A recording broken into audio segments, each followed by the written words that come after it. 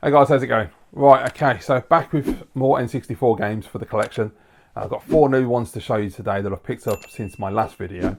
If you haven't seen these videos before, then go over to my channel. There is a playlist for the N64 on there, so you can catch up with the videos, see what I've been buying. And just as far as the actual collecting part of it goes, I'm just trying to get honest copies of games, so I don't want anything that's heavily damaged with like tears and things like that, but also likewise I'm not actively looking to get mint games. I'm looking for like honest copies which have wear to them. If of course they're in really good condition and they're cheap enough, then I will buy the best copy I can get. But you know, I don't want to overspend on these games because you know there's no need to. There's so many copies of each game available now. They're always getting listed every day that you can really just take your time until you find the right one for yourself. So that said, let's get into it. So I've got 4 new games to add into the collection today. First one, an absolute stone cold classic, an absolute essential game for the Nintendo 64. You have to have this in your collection, I believe. I think everyone agrees with that. And that is GoldenEye. So yes, the second James Bond game I've got. The world is not enough. I've now got GoldenEye in the collection. As you can see, in very nice condition all the way through. Absolutely lovely. Really happy with this when it arrived. So the only minor thing, it's got a slight mark there. Very slight mark. And it's got a choices sticker on there, $49.99. I've never seen a choices in my life. I don't even know where they operate. Right, it's got the manual, nice condition. Is it colour, the manual? Oh, it is, yeah. Yes, it is, lovely. Always nice when you get a colour one, isn't it? And then the cartridge is in great shape, in the tray. Got the plastic bag. Well happy with that. So yeah, I mean, it's GoldenEye. There ain't much I can really tell you that you don't know. It is a fantastic first-person shooter, as I said, one of the reasons to own an N64 really is an absolute essential purchase for the console. And I'm really glad to have it back in the collection. I've only owned it a few times over the years and I've always really enjoyed it. I owned it when it first came out, so I've got a lot of nostalgia for the game anyway, for the campaign at least. Not so much the multiplayer. And it's just fantastic, you know. I still think graphically, personally, it holds up quite well. It looks really nice. The World Is Not Enough has got more detail in it, but this one, GoldenEye, still looks really, really decent for what it is. And it controls really well as well. The music's really good. The sound effects are absolutely phenomenal. You know, if you leave your room to go make a cup of tea and you've got a TV on the background with GoldenEye and you just hear that silenced pistol and the music and it's just so nostalgic right there. It's absolutely brilliant. You know, the stick it takes a bit of getting used to. I haven't used it for a while. It's been a couple of years now since I had an N64 and it has got a bit of a spring to the stick, so it just takes a bit of adjustment and I feel like sometimes my thumb can slip on the top, but it's not too bad. After a few minutes I get used to it. Been playing my favourite level, the silo level, which I absolutely love. The guy who had it before had opened all the levels up so I can just play what I want, which is great. I am going to sit down and try and complete the game myself and play from the beginning to the end, because I haven't done that since, well, when it first came out back in the 90s, so, you know, yeah, I want to do that. But yeah, the silo level's fantastic, because it's just one of those levels where I like this game because I don't use aim, not much anyway. Sometimes with the sniper rifle, but generally I use the auto aim, because it's just great. The silo, you can just run through the silo on free aim and just let it auto aim and kill everybody and just machine gun everybody down. And it's just a really fun level to run through fast. And it looks really, really good graphically, I think. It's a lovely level. And it's pretty simple. We haven't got to do too much. We can get a key card, photograph a satellite, and then get out the lift. So it's dead simple. But yeah, really happy to have GoldenEye. Not only because it's the second Bond game that's in my N64 collection, so that's done. I haven't got to think about James Bond again on the N64. But also in the James Bond collection in general, I've got a lot of the games already on different consoles. And it is, I wouldn't call it a subset, but I suppose it is. There is a little bit of a James Bond thing going on in my collection. I love James Bond games ever since I played License to Kill back in the 80s on the Commodore 64. I've been a fan of the Bond games. And so there are quite a few that I need to get still. Some of the main console games, but there's also a couple of handheld games. I've got a DS, and on there you can get Bloodstone, GoldenEye 007, which is basically GoldenEye Reloaded, and then GoldenEye Rogue Agent, which as we know is a bit rough, but hey. But I want to check them out on the DS, see what they're like. And I found out the other day actually, From Russia with Love is on PSP. I wasn't aware of that, I don't think. So that's annoying because I've been trying to avoid buying a PSP for a couple of years now. I didn't want to go down the handheld route, but that's a very nostalgic handheld for me. I had a lot of time with the PSP when it came out in Japan back in the day. And I played a lot of good games on it. So yeah, maybe that'll happen someday. I don't know, we'll see.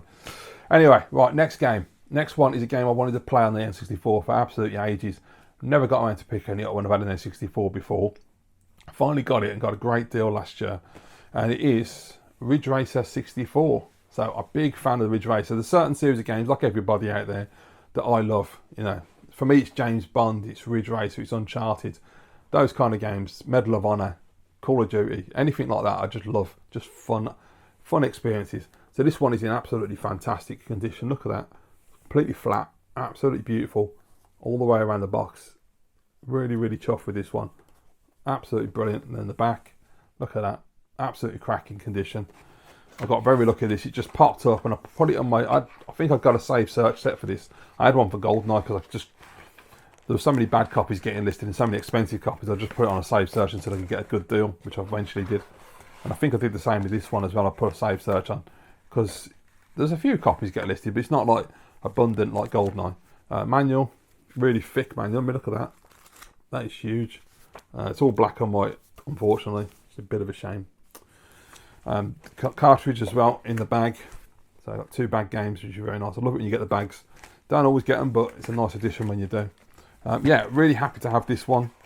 So I got a good deal on it, the price. In fantastic condition. I was really happy when it popped up. I put it in my watch list and I went, I've just got to grab it, and I just bought it.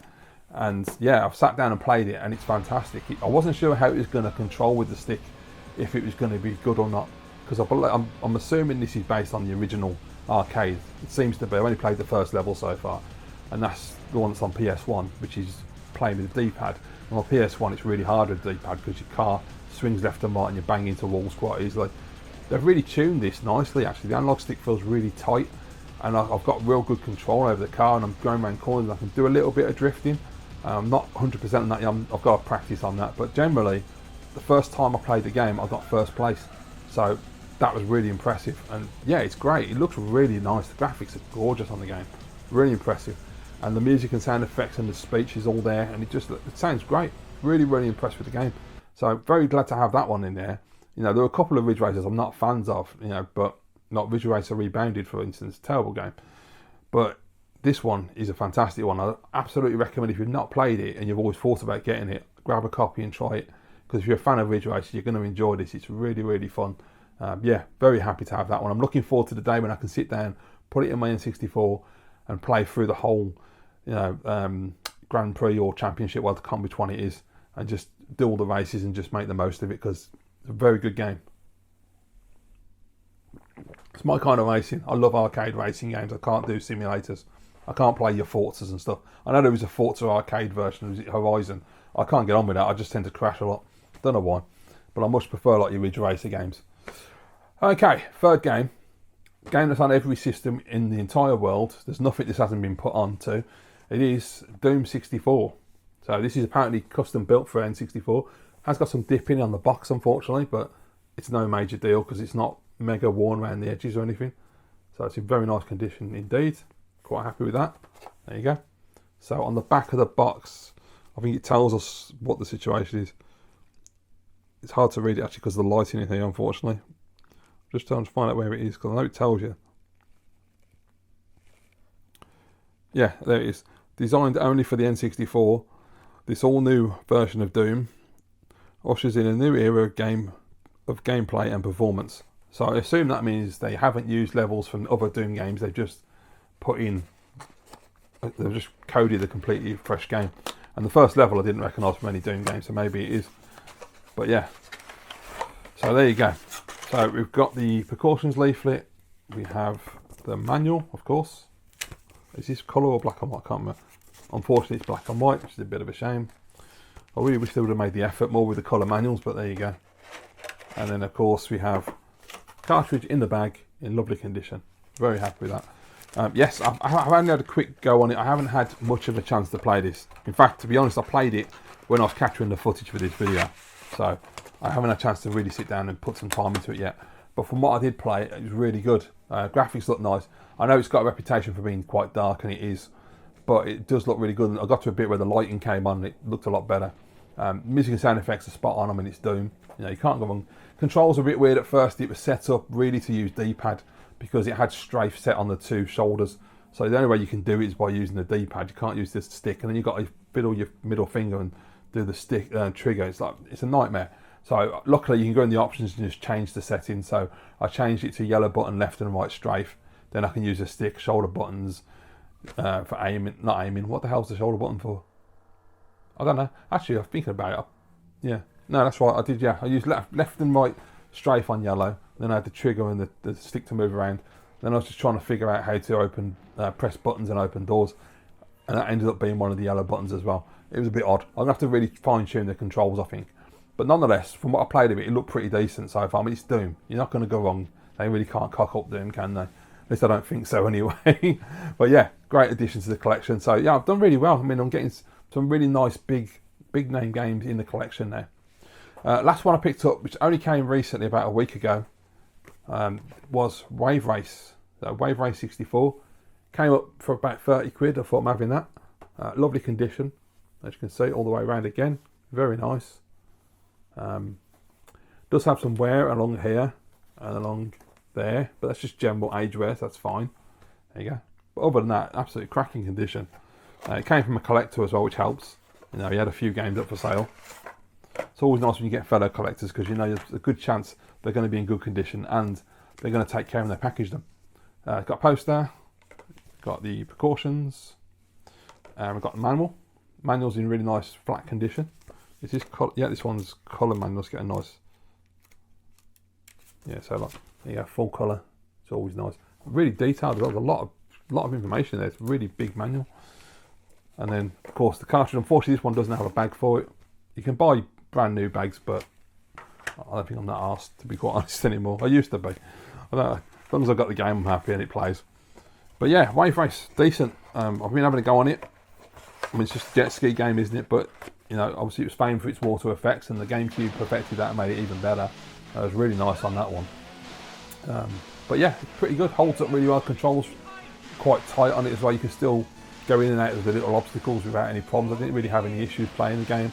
It's very smooth, very fun, great music and graphics.